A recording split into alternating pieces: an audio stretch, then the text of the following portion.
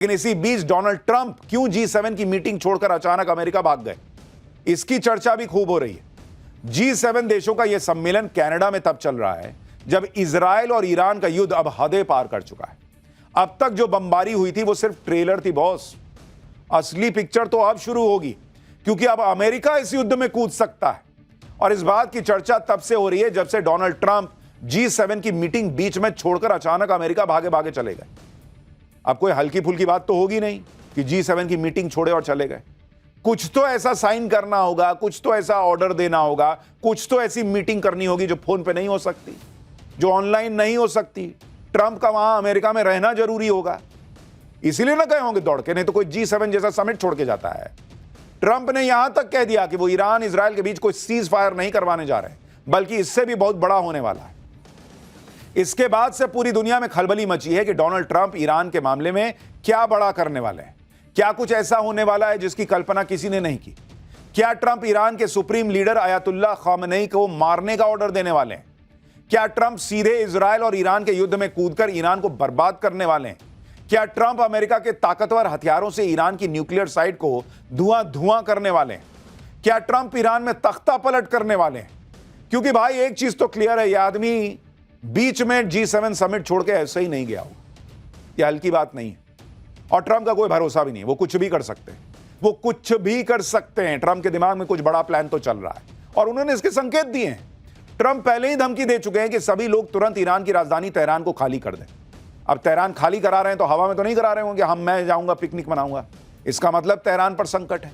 Trump Iran को धमका चुके हैं कि ईरान तुरंत डील करे, क्योंकि ऐसा नहीं होगा तो टाइम भी नहीं बचा है। ट्रंप ईरान में टोटल तबाही के संकेत दे चुके हैं। ट्रंप G7 की मीटिंग से भी यह कहकर निकले कि उन्हें कनाडा से जल्दी निकलना होगा और कनाडा से निकलते ही वो कुछ बड़ा करने वाले हैं। ट्रंप ने तो साफ साफ कह दिया कि अब कोई सीज फायर भी नहीं होगा, बल्कि ईरान का चैप्टर ही क्लोज होगा। सुनिए ट्रंप का वो बयान जिसको लेकर दुनिया भर में हंगामा मच गया है कि क्या ही होने वाला है। फिर आपको बताऊंगा कि ट्रंप अगर ईरान इजराइल के युद्ध में कूदे तो क्या कयामत आएगी। What specifically is better than a ceasefire? What are you looking for here? An end, a real end, not a ceasefire. An end. So something that would be permanent.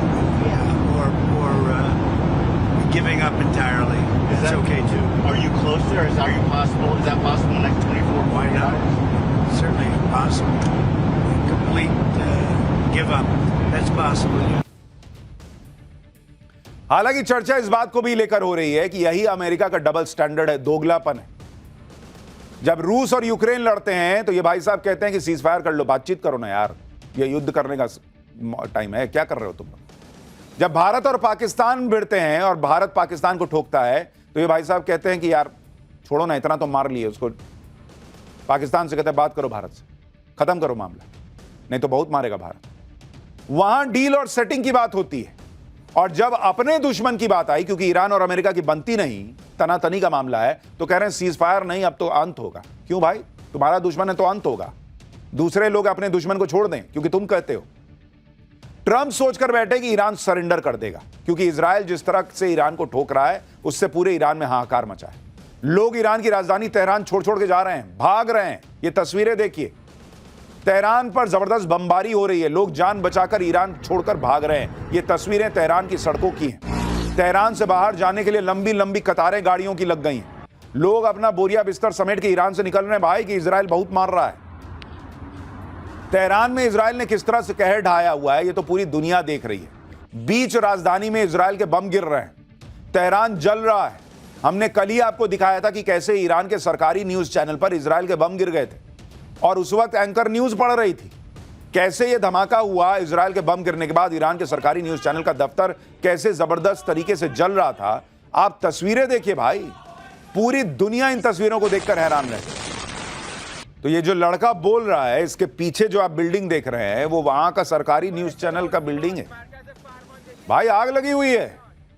जिस तरह से ईरान का सरकारी न्यूज चैनल का दफ्तर जला, वैसे ही पूरा ईरान जलेगा।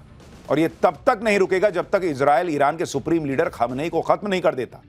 इजराइल ने बात साफ कर दी है कि अब युद्ध तभी रुकेगा जब खामेनी का खात्मा हो जाएगा। खामेनी को इजराइल पहले ही मार देता, लेकिन डोनाल्ड ट्रंप ने इजराइल को रोक रखा था। लेकिन अब जब ट्रंप खुद ईरान के अंत की बात कर रहे हैं तो इसका सीधा मतलब यह है कि खामनेई का खेल खत्म हो सकता है। इस वक्त इजराइल और अमेरिका के 3 टारगेट हैं। पहला टारगेट ईरान के न्यूक्लियर प्लांट्स को पूरी तरह से बर्बाद कर देना। दूसरा टारगेट है ईरान के सुप्रीम लीडर अयतुल्ला खामनेई का खात्मा कर देना। और तीसरा टारगेट है ईरान में खामनेई को हटाकर वहां पर नई सरकार बनाना। इसमें 2 टारगेट पर तो इजराइल ऑलरेडी काम कर रहा है, लेकिन तीसरे टारगेट यानी ईरान में तख्ता पलट को करना और वहां पर कट्टरपंथियों को सरकार से हटाने के लिए ईरान का सरेंडर करना जरूरी है। और ईरान यह सरेंडर तभी करेगा जब अमेरिका इस युद्ध में कूद जाए, क्योंकि अमेरिका अगर कूदा तो इसका मतलब यह है कि फिर ईरान की टोटल तबाही। ईरान को दुनिया में फिर कोई बचा नहीं सकता, क्योंकि अमेरिका के पास ऐसे ऐसे हथियार हैं जो ईरान को तुरंत सरेंडर करवा देंगे। आप खुद देखिए, ईरान के खिलाफ अमेरिका के बंकर बस्टर बॉम्ब सबसे घातक साबित हो सकते हैं। ये ऐसे बॉम्ब हैं जिनका इस्तेमाल उन ठिकानों को उड़ाने के लिए होता है जो जमीन के अंदर छिपे होते हैं। आप देखिए ना भाई, देखिए वो अंदर जाके फोड़ दे रहा है। ये बंकर बस्टर बॉम्ब है, इसमें इतनी ताकत होती है जमीन का सीना फाड़ के अंदर चला जाता है, जमीन नहीं रोक पाती, कहता हटो यार मैं अंदर जाके मारूंगा। यह बॉम्ब खास तौर पर बंकर टनल को खत्म करने के काम आता है। अमेरिका के पास सबसे आधुनिक GBU-57 AB पेनिट्रेटर बॉम्ब भी है। यह देखिए, इस बॉम्ब का वजन 13,600 किलोग्राम है। यह बॉम्ब जमीन के अंदर 200 फीट की गहराई में जाकर फटने की क्षमता रखता है। पहले 200 फीट अंदर जाएगा तब फटेगा। देखिए, किसी भी अंडरग्राउंड टारगेट को तबाह करने के लिए एक के बाद एक बंकर बस्टर बॉम्ब्स को गिराकर जमीन के अंदर छिपे टारगेट को ध्वस्त किया जा सकता है। यह घातक बॉम्ब सिर्फ अमेरिका के पास है, इसलिए ईरान के खिलाफ अमेरिका के युद्ध में कूदने का मतलब है ईरान की संपूर्ण तबाही। और ऐसा भी नहीं कि अमेरिका इजराइल को यह बॉम्ब दे दे और इजराइल ईरान को ठोक दे, क्योंकि ये जो बंकर बस्टर बॉम्ब्स हैं ये अमेरिकी एयरफोर्स के B-2 स्पिरिट स्टेल्थ बॉम्बर से ही गिराए जा सकते हैं। मतलब उधारी का मामला नहीं है कि ये काम करे इजराइल लो मार दो, तुम ही मार दो, ये नहीं, ये इससे गिरेगा। अमेरिका के B-2 बॉम्बर प्लेन 18,000 किलोग्राम का पेलोड ले जा सकते हैं। हालांकि अमेरिकी एयरफोर्स का दावा है कि वो B-2 के साथ 2 बंकर बस्टर बॉम्ब ले जा चुके हैं जिनका कुल वजन 27,000 किलोग्राम था। दूसरी बात यह है कि अमेरिका के बॉम्बर प्लेन की रेंज 11,000 किलोमीटर है। ये कुछ ही घंटों में दुनिया के किसी भी जगह पर पहुंच सकते हैं। अब यह भी समझिए कि अमेरिका के ये बंकर बस्टर बॉम्ब कैसे ईरान को घुटने पर ला सकते हैं। दरअसल ईरान ने पहाड़ों के बीच में जमीन के अंदर अपनी न्यूक्लियर फैसिलिटी बनाई हुई। इस अंडरग्राउंड ठिकाने को फोड़ने के लिए अमेरिका के बंकर बस्टर बॉम्ब ही काम आएंगे। ईरान के सबसे सीक्रेट और सुरक्षित न्यूक्लियर फैसिलिटी फोर्डो है। ईरान का यह न्यूक्लियर प्लांट तेहरान से 95 किलोमीटर दूर है। ऐसा दावा है कि यह न्यूक्लियर प्लांट जमीन में 260 फीट नीचे बना हुआ है। दावा है कि ईरान ने इस जगह को रूसी S-300 एयर डिफेंस सिस्टम से सुरक्षित किया है। यह भी दावा है कि इसी प्लांट में यूरेनियम U-235 का उत्पादन होता है, जो परमाणु बम निर्माण के लिए बेहद अहम है।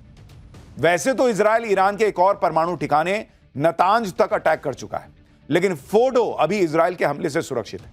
और यह भी माना जा रहा है कि फोर्डो प्लांट को खत्म करने तक इजराइल के हमले रुकेंगे नहीं।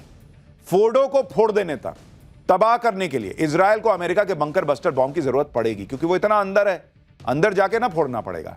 ईरान से सारा झगड़ा ही परमाणु बम को लेकर चल रहा है। अगर इजराइल या अमेरिका ईरान के इस परमाणु किले को ध्वस्त कर देंगे तो ईरान के पास कुछ बचेगा ही नहीं। ईरान के बारे में कहा जाता है कि उसने जमीन के अंदर एक पूरा शहर बसाया हुआ है, जहां उसने अपने सारे हथियार और सैन्य ठिकाने बनाए हुए। आप तस्वीर देखिए, जैसे वो आप देखते ना, हमास वालों ने जमीन के अंदर पूरा निर्माण किया रहता है, ये उसका बाप बना रखा है। आप देखिए अंदर कैसे टनल हैं, कैसे हथियार हैं। ये ईरान है। इसी साल ईरानी सरकारी चैनल ने एक वीडियो जारी किया था जिसमें ईरान का यह अंडरग्राउंड शहर दिखाया गया था। इस अंडरग्राउंड ठिकाने में सेना के ऑपरेट करने के लिए सारी सुविधा थी। ईरान ने अपनी इस अंडरग्राउंड फैसिलिटी को मिसाइल सिटी बताया था। ईरान की इसी तरह की अंडरग्राउंड सैन्य अड्डों को उड़ाने में अमेरिका के बंकर बम बहुत काम आ सकते हैं।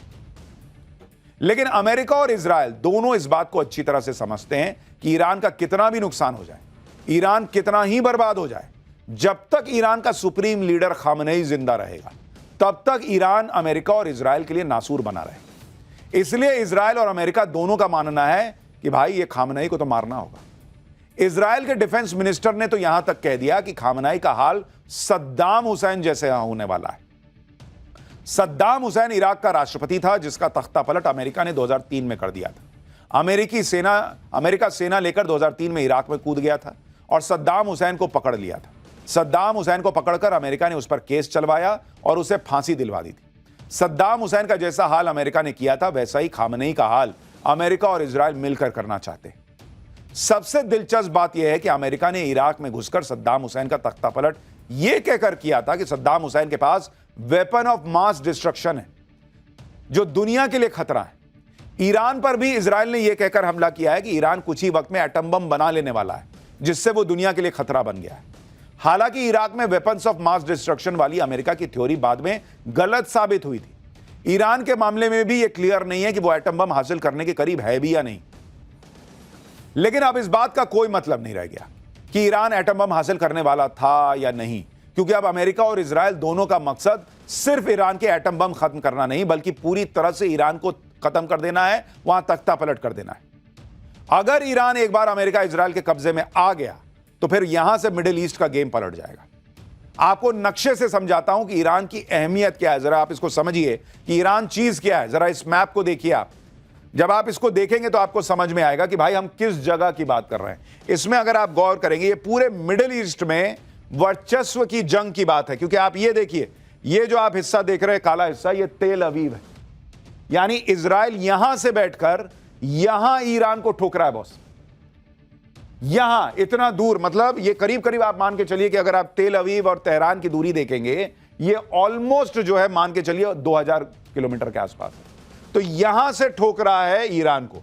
लेकिन अगर आप पूरे इस मैप को देखेंगे, भाई यहीं पर इराक है, सीरिया है, तुर्की है, अर्मीनिया है, अजरबैजान है, तुर्कमेनिस्तान है, अफगानिस्तान है, इधर पाकिस्तान है और सऊदी अरब है, और यहां पर इजराइल जो है वो बैठा हुआ है। यानी अगर ईरान जो अगर आप मिडिल ईस्ट की बात करेंगे, मिडिल ईस्ट में यहां पर ईरान जो है वो एक बड़ा देश है। अमेरिका अगर ईरान में घुस गया तो फिर तुर्की, रूस, चीन की तिकड़ी का मिडिल ईस्ट में खेल खत्म हो जाएगा और अमेरिका फिर से पूरी दुनिया का दादा बन जाएगा। आप एक बार इस तस्वीर को भी देखिए।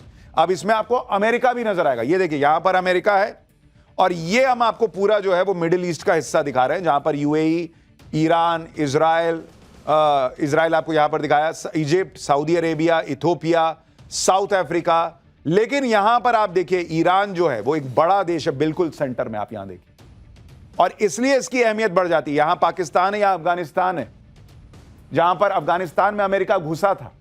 लेकिन भाई ईरान में जाने का मतलब है कि आप मिडिल ईस्ट में एक बहुत बड़े देश को कब्जा कर लें, और वहां पर तेल का खेल भी है, यह भी याद रखिए। अफगानिस्तान में वो नहीं था। और यहां ईरान जो है, अगर ईरान में अमेरिका घुस गया तो रूस और चीन और ये तुर्की है, ये सब अनकंफर्टेबल हो जाएंगे। इसलिए ये ईरान में घुसना अमेरिका का जो है वो कोई मामूली बात नहीं होगी, ये याद रखिए। यही वजह है कि आप देखिए कि चीन, रूस और तुर्की तीनों ये बात कह रहे हैं कि इजराइल ईरान का युद्ध तुरंत खत्म होना चाहिए। चीन, रूस और तुर्की तीनों खुलकर ईरान पर इजराइल के हमले की आलोचना कर चुके हैं, क्योंकि इजराइल और ईरान के युद्ध से रूस और चीन के बीच होने वाली गैस डील पर खतरा हो सकता है। रूस पाइपलाइन के जरिए हर साल चीन तक 50 बिलियन क्यूबिक मीटर गैस देने की डील करने वाला है। इसके लिए सितंबर में पुतिन चीन भी जाने वाले हैं। दूसरी बात यह है कि रूस और ईरान अच्छे पार्टनर हैं। यूक्रेन से युद्ध में ईरान ने ही रूस को कामिकाजे ड्रोन दिए थे। ऐसी भी रिपोर्ट है कि रूस को ईरान से सैकड़ों फतह 360 बैलिस्टिक मिसाइल भी मिली, जो शॉर्ट रेंज में हमला करने में काफी कारगर है। रूस को यह डर है कि अगर ईरान पर मुसीबत आई तो मिडिल ईस्ट में वो अपना एक अहम साथी खो देगा, मिडिल ईस्ट में उसका प्रभाव कम हो जाएगा, और रूस ऐसा कभी नहीं चाहेगा, क्योंकि ऑलरेडी वो उसके दोस्त कम हो रखे हैं। इसलिए भी वो युद्ध में उतर सकता है। चीन की बात करें तो वो ईरान का 90% क्रूड ऑयल सस्ते में लेता है। दोनों के बीच मिलिट्री सहयोग भी है। ईरान के हथियारों में चीन के कंप्यूटर चिप का इस्तेमाल होता है। ऐसे में अगर ईरान पर अमेरिका हमला करता है तो रूस और चीन को भी झटका लगेगा, क्योंकि अमेरिका सिर्फ ईरान ही नहीं, उससे आगे की प्लानिंग के बारे में भी सोच रहा होगा। और अगर अमेरिका घुसा तो हो सकता है ईरान का साथ देने के लिए रूस और चाइना भी घुस जाएं, और इसलिए यह मामला बहुत ज्यादा बिगड़ सकता है, यह भी ध्यान रखिए। कुछ लोग कह रहे हैं कि ईरान इजराइल की लड़ाई का भारत पर भी बड़ा असर पड़ेगा, क्योंकि जब से ईरान इजराइल का युद्ध शुरू हुआ है तब से कच्चे तेल के दाम 10% ऑलरेडी बढ़ चुके हैं। हालांकि अभी भारत के पास पर्याप्त मात्रा में तेल का भंडार है। सरकारी आंकड़ों के मुताबिक भारत के पास अभी 74 दिन का तेल भंडार मौजूद है। अगर यह युद्ध लंबा चला और ज्यादा भीषण युद्ध हुआ तो कच्चा तेल अभी 70 से $75 प्रति बैरल है, जो $120 प्रति बैरल तक पहुंच सकता है। इससे पूरी दुनिया में पेट्रोल डीजल महंगा हो सकता है, जैसा कि रूस यूक्रेन युद्ध के दौरान हुआ।